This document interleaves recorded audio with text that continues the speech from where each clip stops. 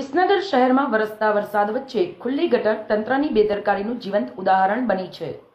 વરસાદી પાણીના કારણે ખુલ્લી ગટર દેખાતી હોવાથી વાહન ચાલકો, રાહદારીઓ તેમજ બાળકો માટે ગંભીર અકસ્માતનો ભય ઊભો થયો હતો।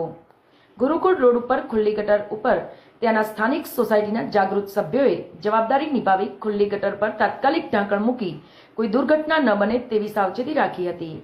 જો સમયસર સોસાયટીના સભ્યો આગળ ન આવ્યા હોત તો કોઈ ગંભીર અકસ્માત સર્જાઈ શક્યો હોત, જેથી સ્થાનિકોમાં રોષ છે કે નાગરિકોની સુરક્ષા સુનિશ્ચિત કરવાની જવાબદારી ધરાવતા સંબંધિત તંત્ર દ્વારા આવી જોખમી સ્થિતિ હોવા છતાં કોઈ કાર્યવાહી કરવામાં આવી નથી। વરસાદી મોસમ દરમિયાન ખુલ્લી ગટરોને તાત્કાલિક ઢાંકવાની અને નિયમિત ચકાસણી કરવાની ફરજ હોવા છતાં પણ તંત્રની નિષ્ક્રિયતા સામે અનેક પ્રશ્નો ઊભા થયા છે।